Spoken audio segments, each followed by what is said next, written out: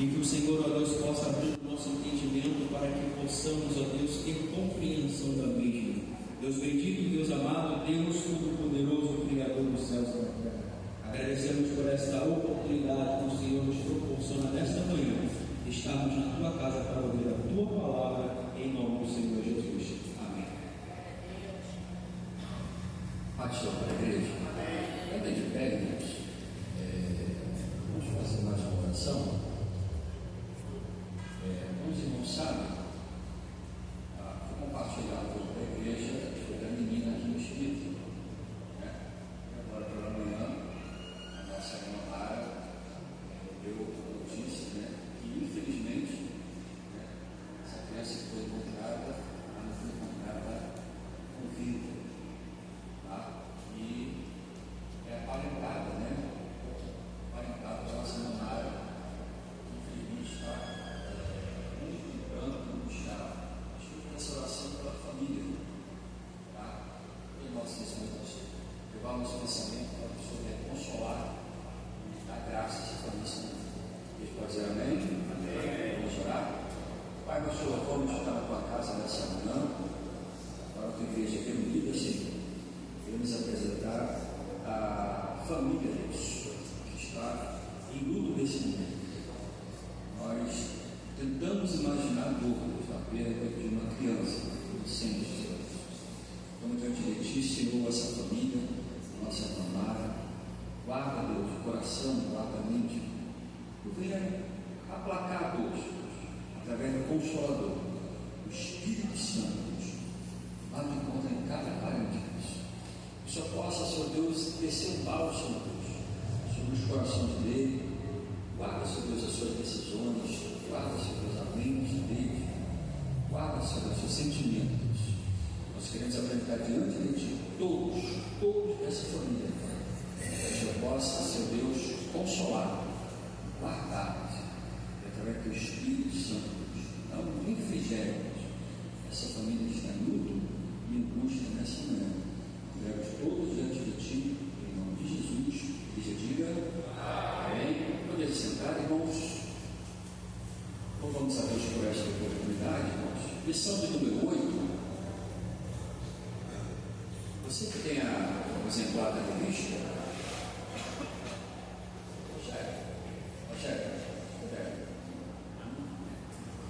exemplar da revista, lição de número 8. Jesus viveu a experiência humana. Textual está em João 43, 51 e Mateus 26, 37, 38, 42.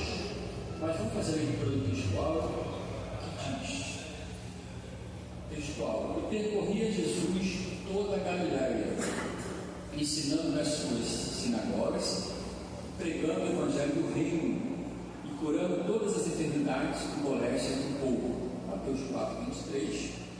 Verdade prática: o Senhor Jesus Cristo teve vida social, amigos e parentes, interagia com as pessoas e era conhecido dos vizinhos e moradores de Nazaré, onde fora criado. Se você não tem exemplo da revista, João, Evangelho de João 1, 43, leitura bíblica em classe. No dia seguinte, quis Jesus ir a Galiléia e achou a Filipe. Disse-lhe: segue. Filipe era de Betsaida, cidade de André e de Pedro. Filipe achou Natanael e disse: havemos achado aquele de quem Moisés escreveu na lei e de quem escreveram os profetas, Jesus de Nazaré, filho de José. Disse Natanael: pode haver alguma coisa boa de Nazaré? Disse Filipe: vem e vê. Jesus viu Natanael vir ter com ele, disse dele: eis aqui o verdadeiro israelita, em quem não há dor. Obrigado. Disse Natanael: de onde me conheces tu? Jesus respondeu e disse: antes que Filipe me chamasse, te vi eu, estando tu debaixo da figueira. Natanael respondeu e disse: Rabi, tu és o Filho de Deus, tu és rei de Israel. Jesus respondeu e disse: por que eu disse isso? Vi-te debaixo da figueira, você crê? Coisas maiores do que esta verás.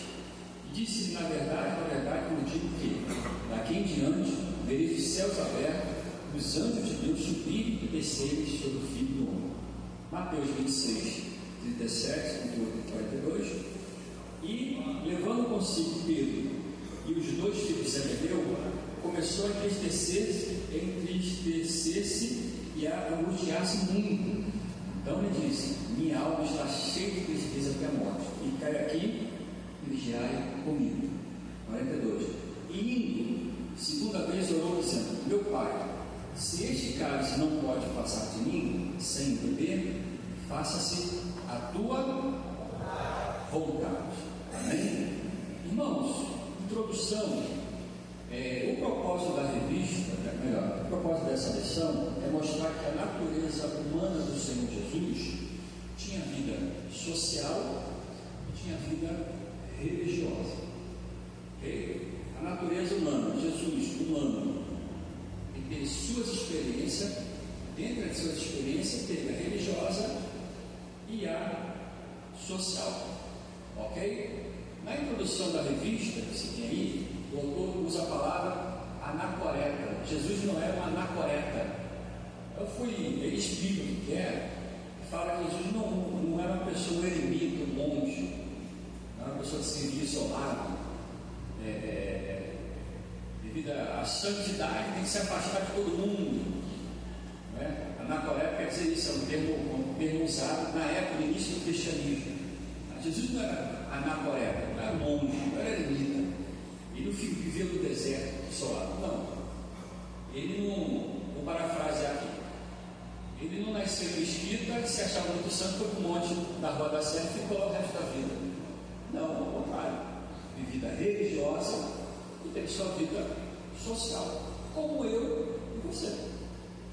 Nesse momento nós estamos vendo agora o quê? Nossa vida religiosa, na igreja, plano de escola dominical. Daqui a pouco você vai sair, você vai para casa, você vai almoçar na casa do banho, vai ter igreja com o vizinho, segunda-feira você vai trabalhar, vida social. Jesus, na sua natureza humana, teve sua vida social e sua vida religiosa. Nada diferente de mim e de você. A gente pode dizer amém? Amém. Essa é a finalidade da lição de hoje, mostrar que ele teve vida social e vida religiosa. Ok? O tópico 1 vai dar para nós a experiência humana no ministério do Senhor Jesus. Experiência humana no ministério do Senhor Jesus. Mas na sua natureza humana, nas suas experiências, Jesus várias vezes teve embate e opositores com grupos religiosos. Você já imagina, o apóstolo Jesus várias vezes teve embate, discussões com grupos religiosos. E quais eram esses grupos religiosos que compunham o sinédrio? Eram os fariseus, saduceus e herodianos. Você pode repetir comigo? Fariseu, saduceus, herodianos. Ok? Vamos lá. Naquele período do Senhor Jesus, havia o sinédrio. O que era o sinédrio? Era a alta cúpula, era o tribunal superior do judaísmo, onde se julgava as práticas da lei, tanto que dali saíam punições ou até mesmo sentença de morte. Era o sinédrio. E o sinédrio era composto por esse grupo. Eles compunham o sinédrio, mas ele era dividido em quê? Fariseus, saduceus e herodianos. Dentro do sinédrio havia um rastro de divisões políticas, tá? E de pensamento e de interesses, ok? Então você tinha o sinédrio composto por esses três grupos, certo? O sinédrio era presidido pelo sumo sacerdote, que dava a palavra final. No período dos ministérios de Jesus, quem era o sumo sacerdote era Caifás, que na verdade, de direito, quem era para ser o sumo sacerdote era Anás. Só que o Império Romano tirou Anás da liderança do sinédrio e colocou seu genro Caifás. Nesse período tinha praticamente dois sumos sacerdotes, um de fato e um de direito. De fato, Caifás, mas que era direito, era Anás. Mas os romanos tiraram Anás e colocou Caifás. Política, para ter um controle, vamos dizer assim, do sinédrio. Ok? Então o sinédrio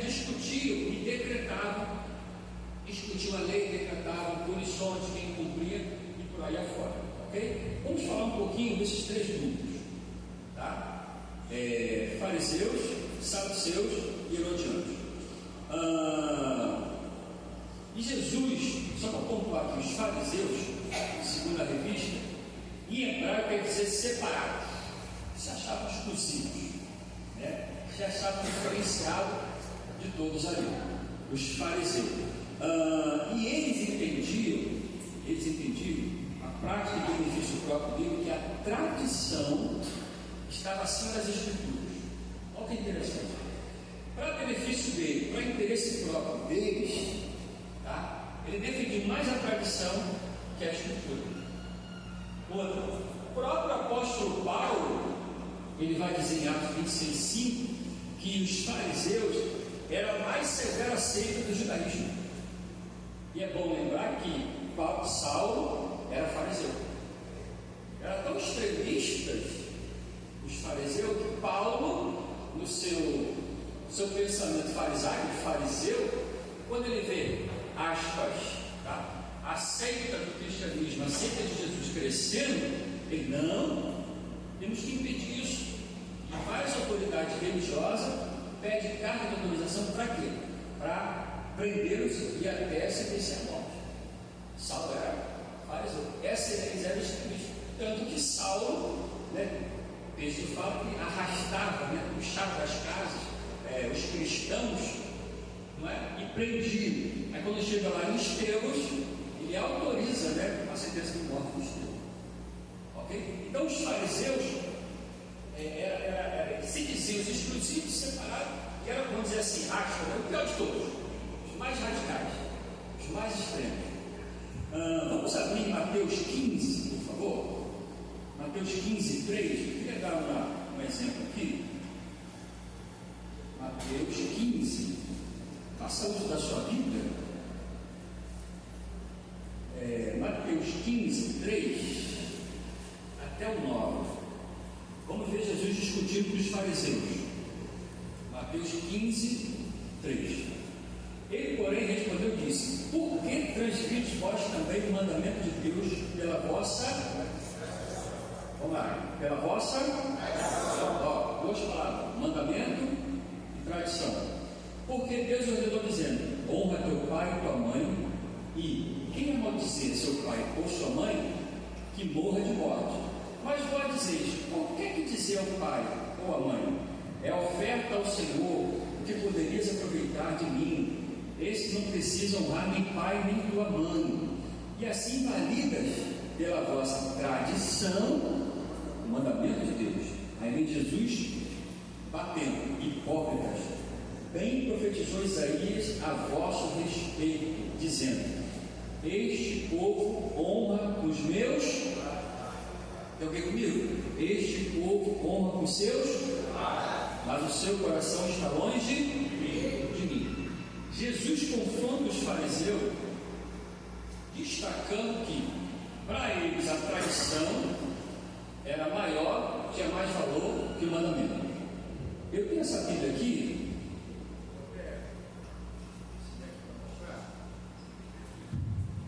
Vamos colocar os papéis aqui.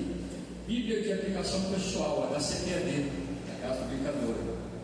E ela tem alguns comentários no rodapé do versículo.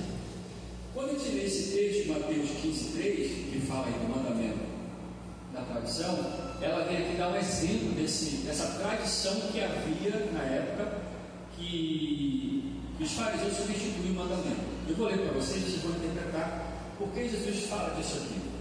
O comentário dessa Bíblia, da CPD, fala assim: esta era uma prática da Corban.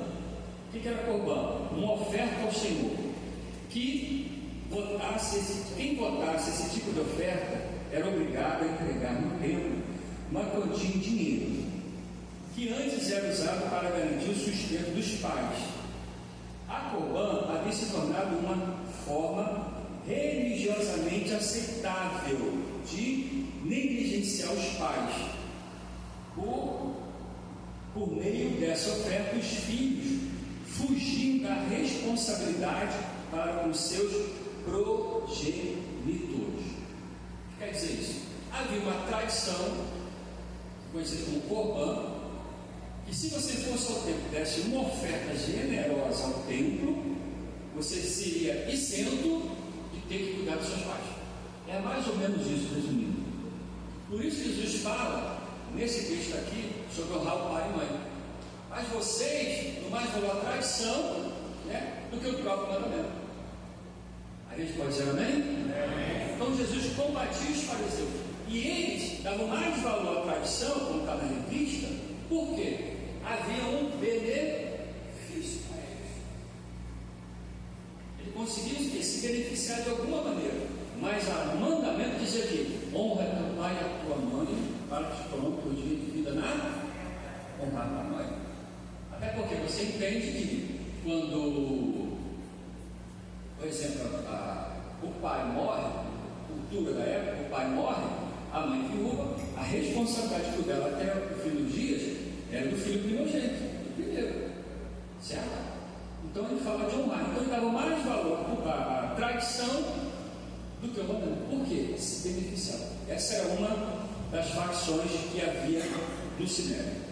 Ok? Segundo, saduceus, o outro também, divisão dentro do Sinédrio. O nome veio de Zadok, família que detinha o cargo de sumo sacerdote desde Salomão, até pouco antes do surgimento desse grupo. Eram como os fariseus, uma facção dentro do judaísmo. Alegavam apenas aceitar os 5 livros de Moisés e o Pentateuco. Não acreditavam em anjos, nem na ressurreição, nem nos espíritos. Uma facção, uma divisão dentro do Sinédrio. Esses eram os saduceus. E esse grupo de saduceus, tá, em relação a Jesus, se uniram para planejar, arquitetar a morte do Senhor Jesus. Aí Jesus tem um embate com os saduceus também, aquele confronto. Por favor, abra sua Bíblia, Mateus 22. Vamos fazer hoje bastante uso da leitura. Mateus 22, 23. Jesus aqui, ele tem um confronto com os saduceus. Mateus 22, 23 até o 33. E Jesus, quando confronta, ele confronta justamente naquilo que eles negam, naquilo que eles não acreditam. Ok? Vamos lá? Mateus 22, 23 ao 33. No mesmo dia, chegaram junto deles saduceus, expulsão dos fariseus, agora para os saduceus, que dizem não haver ressurreição, e o interrogaram, dizendo: mestre, Moisés disse: se morrer alguém, não tendo filho, casará o seu irmão com a sua mulher, ele, se ressuscitar a descendência do seu irmão. Ora, houve entre nós 7 irmãos. O primeiro, tendo casado, morreu, e não tendo descendência, deixou sua mulher a seu irmão. Da mesma sorte o segundo, o terceiro, até o 7º. Foi morrendo os irmãos, já foi casando com outros para suscitar o nome. Por fim, depois de todos, morreu também a mulher. Portanto, na ressurreição, de qual dos 7 será a mulher, visto que todos a possuíram? Olha a maldade deles, né? Para enquadrar, para tentar pegar o Senhor Jesus. Aí vem Jesus no 29. Jesus, porém, respondendo, disse-lhes: errais, não conhecendo as Escrituras, nem o poder de Deus. Porque na ressurreição nem se casam, nem são dados em casamento, mas serão como anjos dos... Olha, está falando de coisas espirituais, está falando do casamento, eles queriam saber, e está falando de anjos. Justo onde eles negavam, justo onde eles não aceitavam. E continua: acerca da ressurreição dos mortos, não tens lido que Deus vos declarou, dizendo: eu sou o Deus de Abraão, Deus de Isaac, Deus de Jacó. Ora, Deus não é Deus dos, mas dos. E as turbas, quer dizer, um grupinho, né? Os pessoal que enquadrar Jesus, dizer dessa forma, ficaram maravilhados com a sua doutrina. Jesus, quando tinha um confronto com esse grupo religioso, ia justamente onde eles negavam, onde eles rejeitavam, onde justamente eles não acreditavam. Eles não acreditavam na ressurreição, não acreditavam em anjos, não acreditavam em coisas espirituais, Aí Jesus, quando confronta com ele, Ok? Então você tem os fariseus, certo? Você tem os saduceus, ok? E agora você tem os herodianos.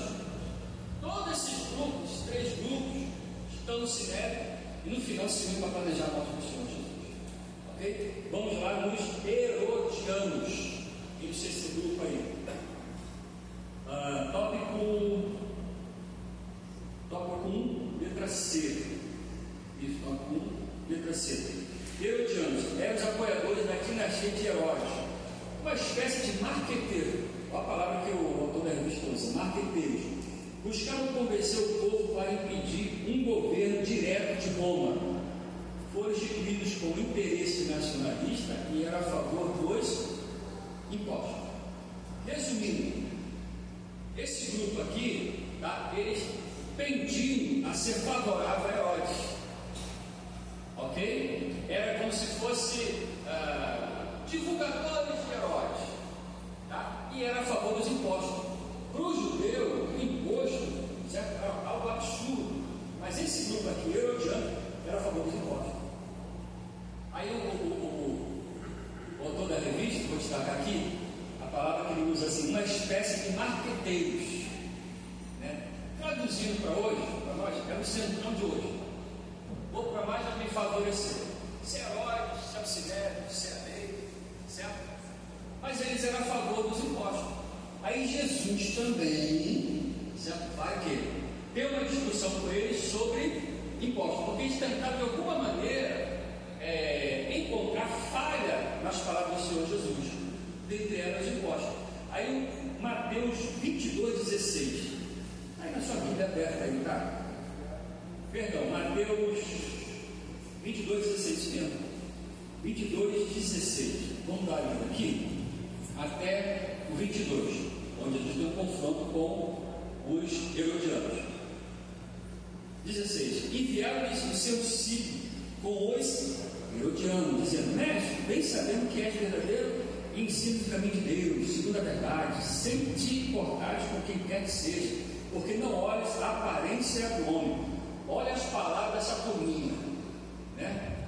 Ok, inflando ela para o Senhor Jesus. Então, cara, né? Não é bom, não é? Aí vem eles. Dizem-nos, pois, o seguinte: então parecer aí, é lícito pagar o tributo a César ou não? Elogia, infla, daqui a pouco, pum, vou enquadrar ele. É lícito pagar o tributo a César?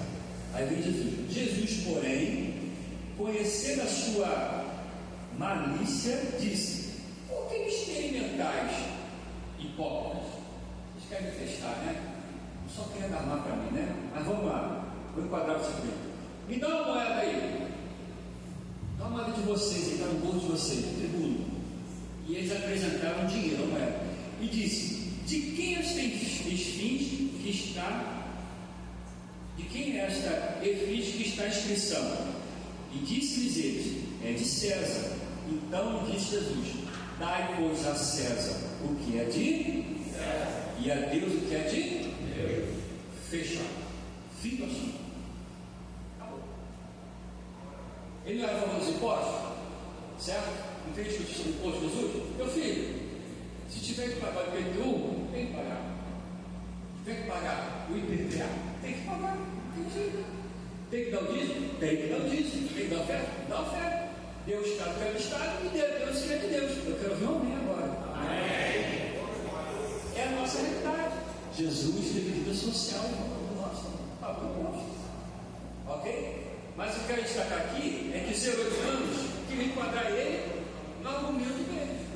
A igreja pode dizer amém? Amém. Então tinha fariseus, saduceus e os herodianos, tá bom? Eram as 3 classes, 3 grupos que havia dentro da Sinédrio, ok? Eram divididos, mas lá na frente, quando se tratou da morte do Senhor Jesus, querendo matar Jesus, eles se uniram. Eles sobressaíram suas ideologias, seus pensamentos, suas vontades. Jesus está acreditando todos nós. Vamos nos unir para tentar matar. Amém? Vamos lá. Tópico 2. Vida social lição que quer destacar para nós: vida social e vida religiosa. Vamos dar uma olhada aqui nesse tópico. O mestre participava de uma vida social intensa. Escolheu seus discípulos como Filipe, André, Pedro, Natanael, em um ambiente entre amigos. Dois primeiros capítulos de Lucas apresentam no começo um Jesus humano, apresentando amigos, vizinhos, parentes, como Zacarias, Isabel, João, Tiago, era o primo de Jesus, Zebedeu era o pescador da Galiléia, Maria de Salomé, irmã de Maria, irmã de Jesus. Lucas descreve o desenvolvimento físico e mental de Jesus, que crescia em estatura e em sabedoria. Vamos lá, crescia em estatura e em sabedoria. Vamos dar uma olhadinha nesse texto aí. Abre Lucas 2, 40. Vamos ver aqui, irmãos, a vida do nosso Jesus religiosa e social nesse texto. Lucas 2, 40.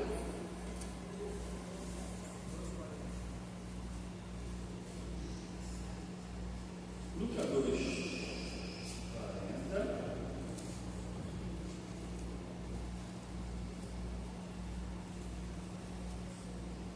Vamos até ao 52. Vou fazer aqui um entendimento nesse texto, a vida religiosa e social do Senhor Jesus, tá bom? Melhor, vamos para 41. Ora, todos os anos iam seus pais a Jerusalém à festa da vida religiosa. Jesus e sua família tinham vida religiosa, praticava a comemoração da Páscoa, subia a Jerusalém. E tendo esse já, quantos anos? 12 anos, garoto, menino, certo? Subiram a Jerusalém, segundo o costume do dia da festa.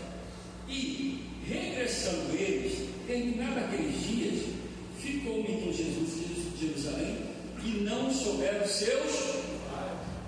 Bacana, né? Vou parafrasear aqui. De criança, adolescente, pré-adolescente de 12 anos, apronta igual a mim, você aprontou quando você tinha 12 anos. Tá? Claro que o propósito era tratar das coisas do pai. Mas eu vou dizer de mim, eu com 12 anos, não sei se você tinha 12 anos, né? Mas quem não teve um momento da sua infância, né, que não aprontou algo com seus pais? Ou eu estou sozinho aqui, ninguém aprontou, quer terminar? Eu aprontei, tá? Mas o caso do Senhor Jesus é um propósito específico, tá bom? De honrar o Pai. Vamos lá. Pensando por eles que viria de companhia pelo caminho, vida social. Na volta, viu todo mundo junto, parentes, amigos, companheiros. Deu a entender, dá a entender aqui, Jesus tinha seus amiguinhos, seus coleguinhas, e veio todo mundo junto. Não é? Exemplo, Alana, Marcelinha, não, estão com as meninas lá, estão no pátio da igreja, tudo certo. É mais ou menos isso. Tá bom? Se imaginou e confiar, porque a gente confia, né? Nossas crianças aqui no pátio da igreja, tudo, né? Às vezes podem saber atender, é a mesma coisa. Viria em companhia pelo caminho. Andaram caminho de um dia, procuravam entre os parentes e conhecidos. Vejam só, Maria, José e Jesus tinham parentes e conhecidos, certo? Vida social, interagir com pessoas, irmãos, com um vizinho, com um parente, com um amigo. Carioca, eu não tive vontade de ficar alguns dias ou meses em outros estados, mas o carioca é muito dado a conversar. Para um ponto de ônibus, ou para pegar o trem, tu dá bom dia, um oi, daqui a pouco tu está tomando um picolé do cara, está combinando com churrasco, não é? Carioca é assim, é muito dado, né, a ser conhecido, não é? E Jesus e sua família tinham conhecido também, ok? 45. E como não encontrasse, voltaram a Jerusalém em busca dele. E aconteceu que, passados 3 dias, procurando lá em Jerusalém Jesus, o acharam no templo, assentado no meio dos doutores, ouvindo-os e interrogando-os. Olha que bonito, um menino de 12 anos, certo? Ele vai dizer que depois, já tratando do assunto do pai, aí entra uma vida religiosa. Dentro do templo, 47. E todos que ouviram admiravam a sua inteligência e resposta. Parênteses aqui, irmãos. Jesus, menino, era inteligente. Veja só, Jesus estava no templo debatendo com as autoridades religiosas. Ele tinha o quê? Conhecimento da lei, certo? E tinha inteligência para argumentar e responder. O menino Jesus, ele era inteligente. O texto fala aqui, Lucas declara isso, certo? Admirava a sua inteligência e como ele respondia. Menino de ouro, né? Menino de ouro, não é? Continua. E quando viram, maravilharam-se e diziam: sua mãe. Aí entra Maria, sua mãe: filho, por que fizeste assim conosco? Eis que teu pai e eu, ansiosos, te procuravam. Quem procurava ele? A sua fã, vida social. Existe a vida social e vida religiosa. E ele lhe disse: por que é que me procurais? Não sabes que me convém tratar dos negócios do meu? Aí era o divino, era com Deus. Vida social, vida religiosa. Continuando. E eles não compreenderam essas palavras que Jesus disse. Descendo com eles e foi-se para Nazaré, e era sujeito, vida social e familiar. Aqui, ó. Jesus era sujeito a Maria e José. Parafraseando, Jesus obedecia Maria e José. Mas glória a Deus aí, irmão. Na minha época, né, irmã Maria? Na minha época, se existia vara da infância e da juventude. Não é? Hoje não tem mais. Existia o bumerangue. Conhece o bumerangue da Havaiana? Na minha época existia. Mas aqui fala, eu obedecia seu pai e sua mãe. Era o sujeito. E entendia, parênteses aqui, a autoridade paterna e materna, porque a lei dizia: honra teu pai e tua mãe. Certo? E a sua mãe guardava tudo no seu coração. O 52. E crescia Jesus em sabedoria, estatura e graça, para com Deus e para com os homens. Só destacar essas três palavras aqui rapidamente no próximo tópico. Jesus crescia em sabedoria, sofia, tá? É a pessoa sábia, é a pessoa que usa o seu conhecimento para benefício de todos, ok? As palavras dele, certo? Você via com clareza, sabedoria. Segundo, ele crescia em estatura. Essa estatura é maturidade. Via ele crescer de forma natural. Vou parafrasear aqui, pai, né? Olhar para o Alisson assim, rapaz, o Alisson vai ser, né? Deus tem um grande dor do Alisson, né? Fecha parênteses aqui, tá? Aqui é o paterno, tá bom? É a mesma coisa, tá bom? Se olhava para ele, via, está crescendo naturalmente, vai ser um grande homem, vai ser uma pessoa diferenciada, vai ser bem para a sociedade. Estatura, maturidade e graça. Graça aqui, eu estava olhando, é uma pessoa amável, uma pessoa boa, uma pessoa benquista, se dava com todo mundo gostava de estar perto dele, agradável, isso, bom para conversar. Aí que é interessante, ele crescia em sabedoria, em estatura e em graça. Aonde? Olha o que é bonito aqui. Para com Deus e para com os homens. Só um deu glória a Deus. Ele desenvolvia tudo isso aprovado no céu e na terra. Amém ou amém? Aqui Lucas vai usar duas palavras aqui, fecha aqui essa parte, que ele era, com os doutores da lei, ele era inteligente, mas para Deus e para a sociedade, ele era sábio. Rapaz, o que é inteligente? A pessoa inteligente, vou dar a minha visão, tá? O que é a pessoa inteligente? A pessoa inteligente é que tem um conhecimento de algo, mas só usa para benefício dele. O cara conhece muito, mas não sabe passar o conhecimento. Conhece muito, sabe fazer, mas não ajuda ninguém com conhecimento. Quem é o sábio? O sábio é aquele que tem um conhecimento, mas usa esse conhecimento para benefício do coletivo. Isso é o sábio. conhece, o que ele sabe, quer transferir para outras pessoas, para beneficiar outras pessoas. E Lucas vai dizer que ele era inteligente diante dos doutores e ele tinha sofia, ele era sábio.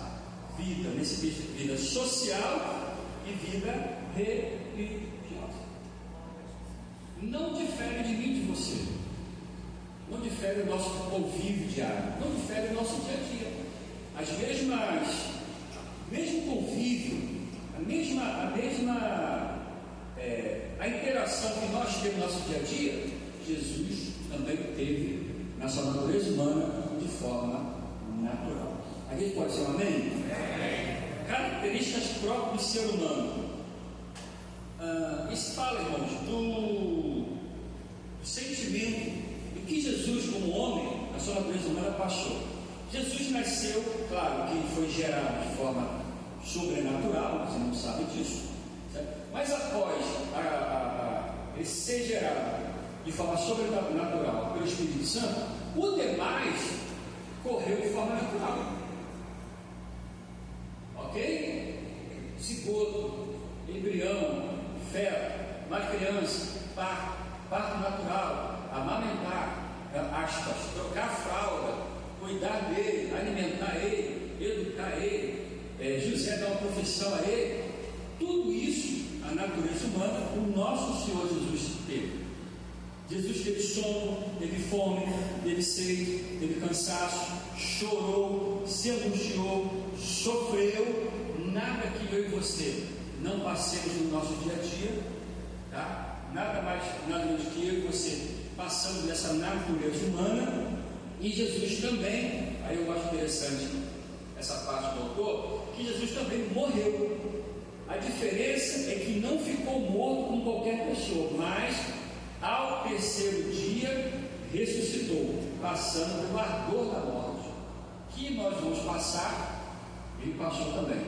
O que difere? Jesus morreu? Morreu. Vou dar uma boa notícia para você. Ô glória, ao terceiro dia ressuscitou e hoje está aberto do Pai, rodando com nós. Amém ou amém? Mas olha o privilégio daqueles que viram e creram, daqueles que não viram e creram. Se nós hoje, nesse domingo, às 9h53 e alguns segundos, ouvir o soar de uma trombeta, aqueles que morreram em Cristo ressuscitarão primeiro, certo? Mas aqueles que estiverem vivos terão seu corpo glorificado. Nós nos iremos dos ares e encontraremos o nosso Senhor Jesus guardado. Vai, glória a Deus. Amém? É a natureza humana do nosso Senhor Jesus. Mas nós temos esse privilégio de encontrar em nome do Senhor Jesus. Então Jesus, tudo ele passou, como eu passei, certo? Ontem foi sábado, né? Sábado é o dia de você comer algo diferente, não é, Roberto? Não foi só a dia da Roberta, né? Mas ontem do nada ela sabe resolveu fazer pizza. Só o Deus que entendeu, né? Estou olhando para ela, está lá fazendo pizza. Eu sei que você sempre pede algo diferente. Irmão, fiz lá uma massa de pizza pré-assada. Olhei 8 horas da noite, a Lana botou lá no forno aquela pizza, aquela pizza de mussarela com orégano em cima. Eu sempre estava quente, mas o ventilador ajudou bastante. Tá bom? Aí depois ela nos presenteou com um sacolé de morango, irmão. Alguém lá atrás entendeu lá. É a nossa natureza, Jesus também teve disso. Jesus foi em festa, foi em casamento, tudo mais, então essa é a natureza. E o final desse tópico ele fala aqui: o Senhor Jesus Cristo, em sua experiência humana, isso aqui é interessante, é bom destacar. Jesus, em sua natureza humana, participou da nossa fraqueza física e emocional, mas não de nossa fraqueza moral e espiritual. Resumindo, sentiu todos esses sentimentos, passou por tudo isso, mas não pecou. Certo? Nós temos em nós pecado adâmico, pecado original, certo? Com isso nós temos a tendência de errar. Pecado. Jesus não. Passou por todas as emoções, mas não pecou. Ok? O crente, né? O crente, ele crente peca. Sim. A gente falha, certo? Mas o que difere de nós do ímpio? É que nós não vivemos na prática do pecado. Pecado na vida de crente é acidente. Imprudência aconteceu, certo? Mas o dia a dia, como quem está lá fora, eles vivem na prática dessa morte, não. Certo? É porque é uma luta entre a carne e o espírito todo dia. Não é? A gente está guerreando todo dia para a gente não pecar, para a gente não falhar. Somos tentados? Sim, mas nós não cedemos à tentação. Posso ouvir um amém? Amém. Então Jesus passou por tudo isso, igual eu e você estamos sujeitos a passar. Vamos lá. Heresias, tópico 2. Heresias que negam a humanidade do Senhor Jesus. O que eu lembrei aqui? Dá uma pausa aqui. Quando Jesus foi no templo, né?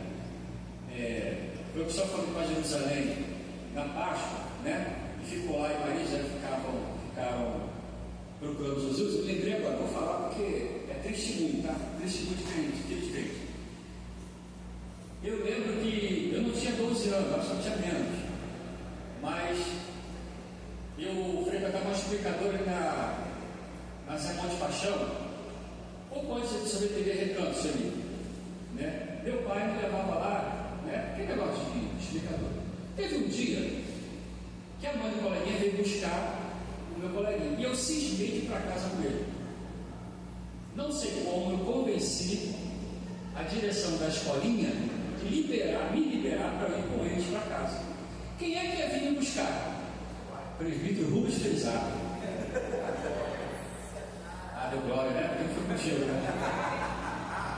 O que eu fiz? Não sei como eu convenci. Fui com o coleguinha, né? Passei a levou aquela brincadeira de criança. No final, perto de casa, a mãe e o colega vai para a esquerda e eu vou para a direita sozinho para casa. Quando eu chego em casa, abro o portamento. Quando eu venho de casa, quem é que eu encontro? Claro, a irmã Maria José Felizardo. O que você está fazendo aqui? Mãe, eu vim com coleguinha. Quem te autorizou? Não, eu pedi a tia me deixou. E cadê teu pai que foi te buscar? Não sei. Vocês estão rindo, né? Aí ela pegou e usou a vara da infância da juventude. Isso é engraçado, né? E me enquadrou. Além de me enquadrar, mete um cárcere privado. Vai meditar lá dentro do banheiro. Eu fui lá meditar. E eu, como filho de crente, né? Eu falei assim: eu vou contar para o meu pai quando ele chegar. Vai contar? Deixa ele chegar para tu ver. O Fizaço chegou. Eu estava nem mais falando, ele foi de dentro. Até esqueceu isso, não. Ele veio: cadê ele? Minha mãe, já enquadrei. Onde é que ele está? Está lá dentro meditando, lá dentro. Irmão, coisa de criança, né? Foi tão bom que eu gravei e não quis falar para vocês, irmão, porque marcou, entendeu? Mas nem por isso eu me desviei, por isso dei para o crime, para o pecado, é ao contrário, né? Mas eu queria enquadrar isso porque não foi tanto diferente do menino de Jesus, não. Posso ouvir um amém, irmãos? Adiantando aqui, as heresias, irmãos. Há algumas heresias que negam a humanidade do Senhor Jesus, tá? Jesus humano, ok? Jesus tinha duas naturezas, a humana e a divina, tá? Aqui temos o apolinarismo. Eu vou ler, porque é um pouquinho teológico aqui, mas vou ler para interpretar para vocês ficar mais fácil. Apolinário foi visto em Laodiceia, nasceu em 310 a.C. e morreu em 392. Apolinarismo é uma doutrina que nega que Jesus encarnado foi espírito humano. Usando a linguagem teológica de Apolinário, os elementos constitutivos do ser humano é soma, que é a carne, o corpo, a psique, que é a alma, que é os desejos e as paixões, e a pneuma, que é a alma racional, que é o espírito. Em relação a Jesus, dizia que ele possuía uma soma, um corpo, né? E uma psique humana, mas não uma pneuma humana, um espírito. Isso que está dizendo. Segundo Apolinário, o verbo teria ocupado o lugar da alma na encarnação. Com isso, negando que Jesus tivesse um espírito humano. Traduzindo, resumindo, Apolinário, ele dizia que Jesus tinha corpo e alma, mas o espírito não.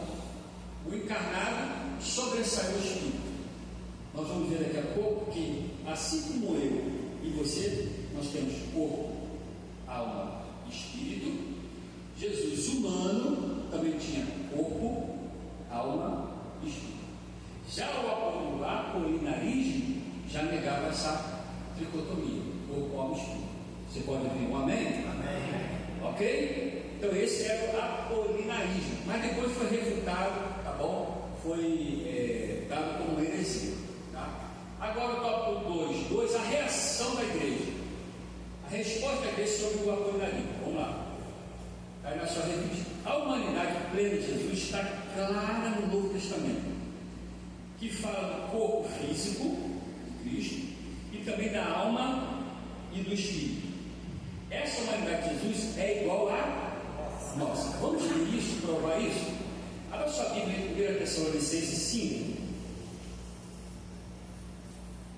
1 Tessalonicenses 5, 23. Primeira carta a Tessalônica 5, 23. Quem encontrou diz amém? Amém. Diz assim: e o mesmo Deus de paz vos santifique em tudo, e todo o vosso corpo sejam plenamente conservados e irrepreensíveis para a vinda de nosso Senhor Jesus Cristo. Ontem eu estava pesquisando, acabei encontrando um vídeo do mestre Claudio Andrade, falando justamente desse texto aqui, a tricotomia. Que nós temos corpo, nós temos alma, nós temos espírito. Corpo material, alma, espírito imaterial. Ok? Isso está em nós.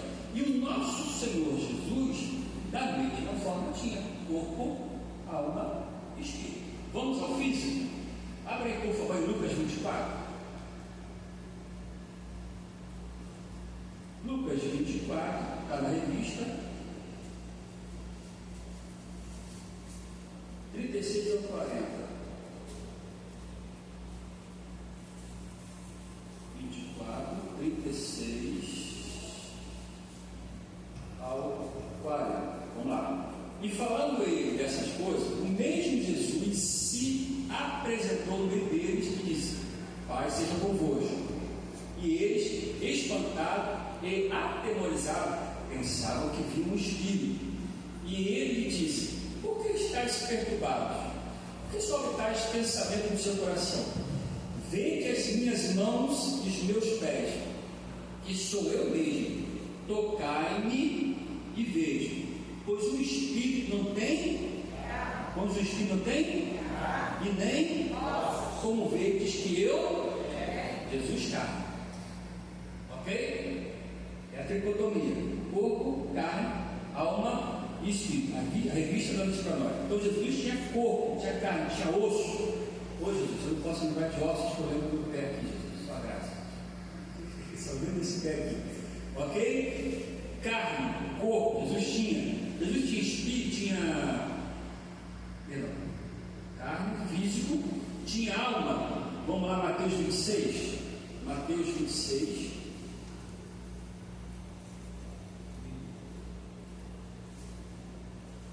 Mateus 26 e 38. Está ainda destacado na revista. 26, 38. Diz assim: então lhe disse, Jesus falando, a minha alma está triste, cheia de tristeza até a morte. Ficai aqui e vigiai comigo. Claro que a carne é isso aqui, certo? Essa carne que você tem aqui no seu corpo, certo? Corpo, alma, é o psique, é nossas vontades, nosso raciocínio, certo? E o espírito é o sopro, é a vida, é o divino, é o que vai para Deus, ok? Jesus tinha corpo, Jesus tinha alma. Agora vamos ler Lucas 23, 46. Vamos ver espírito. Lucas 23, 46, referência da revista. 23, 46. Lucas, hoje, sabe, ó.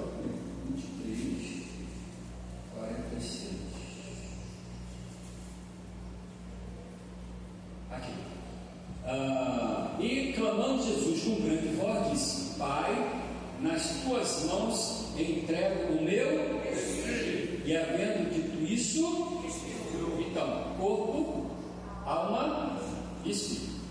A gente pode dizer amém? Amém. Não difere de você e de mim. Então Jesus tinha corpo, alma e espírito. Essa é uma isso é para refutar a heresia do apolinarismo. Tá bom? Com um texto bíblico. Tá? Hebreus 4, 12. Esse texto aqui é o que o Ademir Andrade estava usando no comentário dele. Hebreus 4, 12.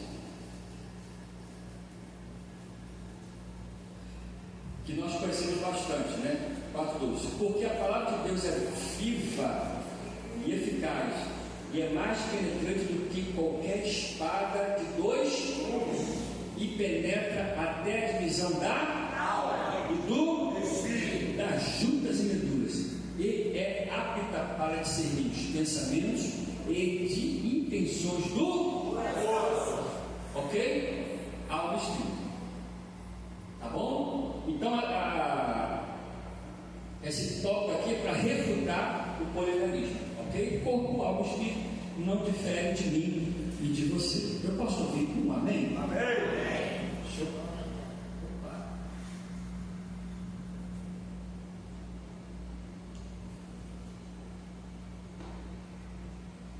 Você tem então o que nega o mandato do Senhor Jesus, que é polinarismo. Tá? Agora nós temos um monotelismo. Monotelismo. Está na revista. É a doutrina cristã, é a doutrina cristológica do patriarca Sérgio de Constantinopla, ensinava a ver em Cristo uma só vontade. O termo vem de duas palavras gregas: monos, único, e telema, ele diz assim: vontade, desejo. Era uma tentativa de conciliar a teologia monofisita com o credo calcedônico, que reafirmava as duas naturezas intactas, separadas e inconfundíveis em uma só pessoa, em Jesus. O terceiro concílio de Constantinopla, 681, considerou o monoteísmo heresia, reconhecendo as vontades de Cristo. É evidente que as ações de Cristo, como caminhar, comer, beber, interagir com as pessoas, são puramente humanas, mas são conduzidas pela natureza humana, sob a direção divina. Ao perdoar pecados, é a manifestação da vontade de Cristo na natureza divina. Vamos lá.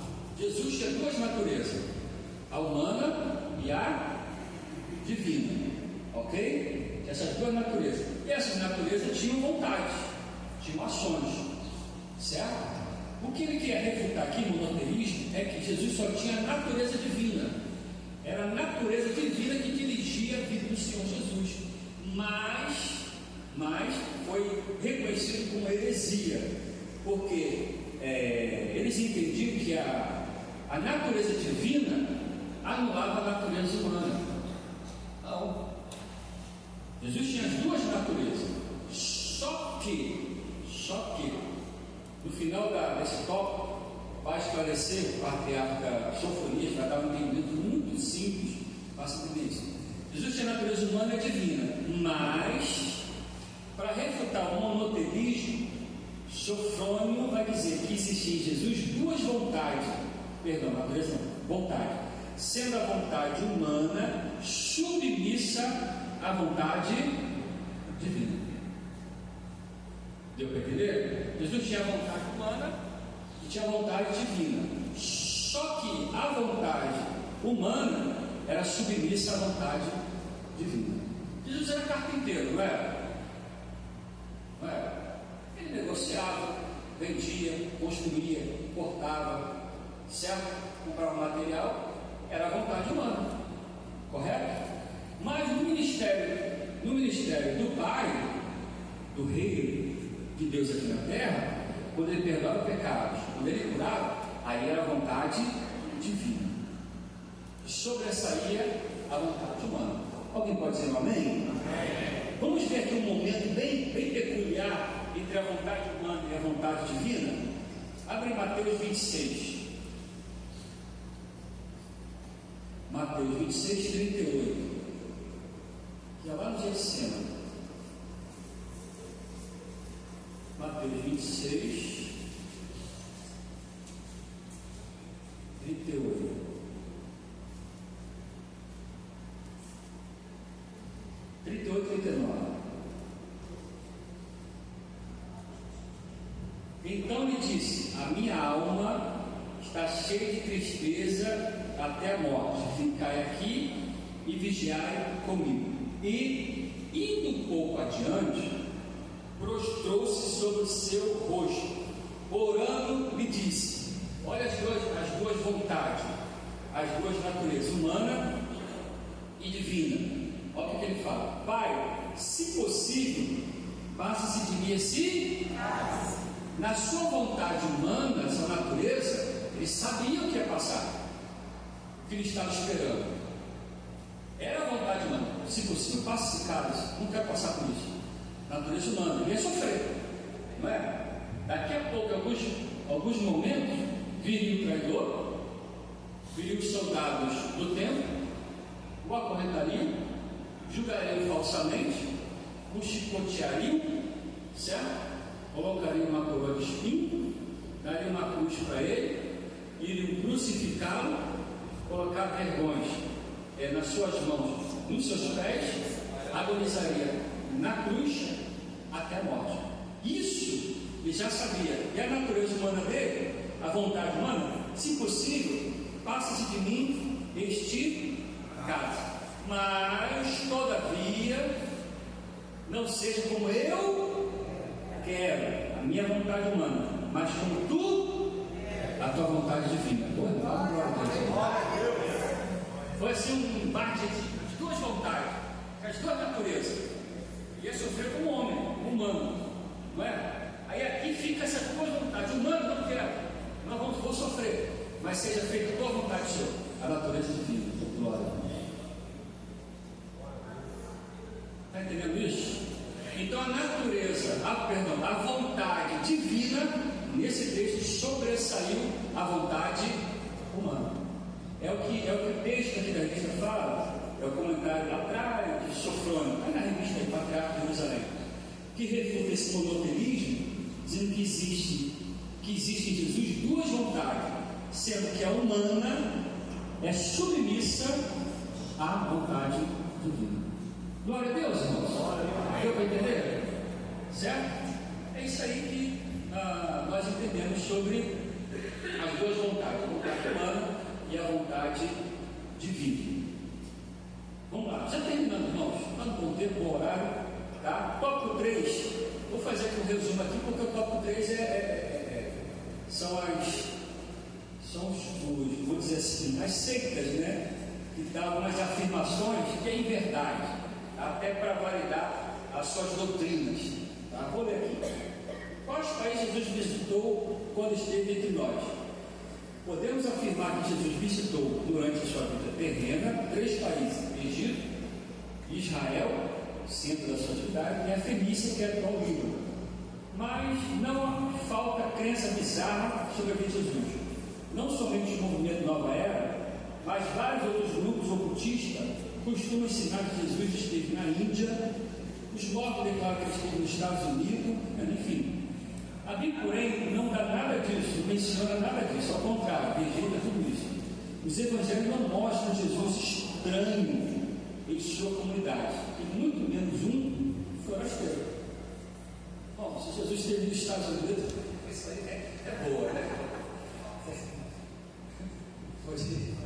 Enfim, irmão, teve na Índia, mas isso aí, irmãos, é facilmente refutado porque não tem base nenhuma. Isso é mais criação deles para fundamentar suas doutrinas, as suas heresias, ok? Para terminar, olha que interessante, termina aqui. Jesus era visto como alguém da comunidade, alguém da sociedade, morador de Mesquita, morador do Cauãs, agora é Alva Sul, né? Morador de BNH, né? Morador de Viremiro. Jesus era da comunidade, era conhecido, certo? Sou morador de Edson Passo. Mesquita há 50 anos. Ih, rapaz, falei minha idade. 50 anos. Moro ali no centro. Vou fazer 30 anos. As pessoas me chamam da rua, os vizinhos, né? Me chamam de Pastor Robson. Dirige a Lúcia Flores ali do lado, Pastor Robson apareceu lá, né? Me chamam de Pastor Robson. E eu dirigi a Lúcia Flores há 15 anos atrás. E hoje a Alessandra está empreendendo. A Alessandra agora é uma empreendedora. Ela vem de sacolé. Toda hora vai parar no portal e casal do pastor vem de sacolé, a esposa dele vem de sacolé. Por quê, irmãos? Ele era conhecido na sociedade, ele era da comunidade, como qualquer um de nós. Certo? Se você falar em Salgadinho, você vai lembrar desse tempo de quem? Da rua? Vai lembrar de quem? Da rua? Não é? Marcelo. Não, né? Você entendeu. Mas o Salgadinho é característico da Roberto, não é? Mas o Marcelo está junto. Então, da comunidade. Um texto muito interessante para encerrar aqui, que é Marcos 6, está na revista, tá? Marcos 6, 2, 3, que vai parafrasear isso muito bem. Ele era do bairro, da comunidade, da vizinhança. Diz assim: não é este carpinteiro, filho de Maria, irmã de Tiago, de José, e de Judas, e de Simeão? E não está aqui conosco as suas irmãs? E eles se escandalizaram. Parafraseando, eu vou contextualizar aqui. Não é este o técnico de informática chamado Alisson, filho da Alessandra, irmão da Alana? A sua irmã Alana não está aqui? É a mesma coisa. Então Jesus, ele era conhecido da comunidade e todos conheciam, interagiam, estavam juntos. Nada diferente de mim e de você. Eu posso falar amém? Amém? Então, irmãos, essa revista, essa lição tratou da experiência humana do nosso Senhor Jesus, a sua vida religiosa e a sua vida social. Jesus interagia, Jesus tinha uma vida social, Jesus se dava com todos e ao mesmo tempo tinha a sua vida religiosa, as suas ofertas e ao tempo adorar o Senhor. Isso é o tópico principal da revista nesta manhã. Agradeço a oportunidade em nome de Jesus. Obrigado, irmão.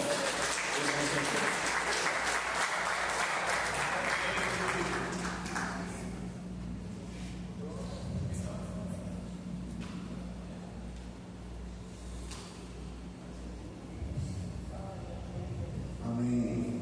Glória a Deus. Fiquemos de pé. Deus abençoe a vida do evangelista Robson a cada dia. Há pessoas no louvor aí, louvando ao Senhor. Toca o alarme lá, por favor. Toca o sinal. Glória a Jesus. Tocou? Obrigado. Amém, Jesus. Jesus,